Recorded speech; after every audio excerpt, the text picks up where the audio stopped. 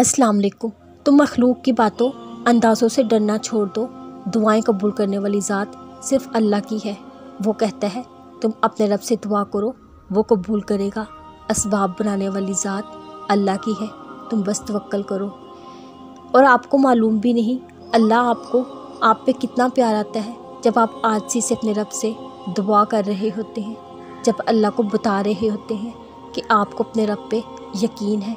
आप कहते हैं ना कि आपको दलील चाहिए कि अल्लाह दुआएं कबूल करता है, तो सुन लें। अल्लाह कहता है जब उसका बंदा उसके सामने दुआ करता है तो अल्लाह को हया आती है, वो अपने बंदे के दुआ के लिए उठते हाथों को खाली लुटा दे। तो क्यों परेशान हो, बस यकीन से दुआ करते रहो, बाकी सब अपने रब पर छोड़ दो। तुम्हें पता है अल्लाह ताला वो सब कर सकता है जो तुम्हें नामुमकिन लगता है। उसकी कुदरत इतनी वसी है जो तुम्हारे गुमान में भी नहीं आ सकता।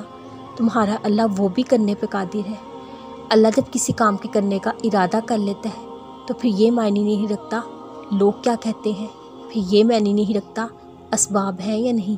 तुम्हारा अल्लाह नए सिरे से भी असबाब बना सकता है, लोगों के दिल बदल सकता है। जिन मामलात में तुम्हें लगता है अब ठीक नहीं हो सकते,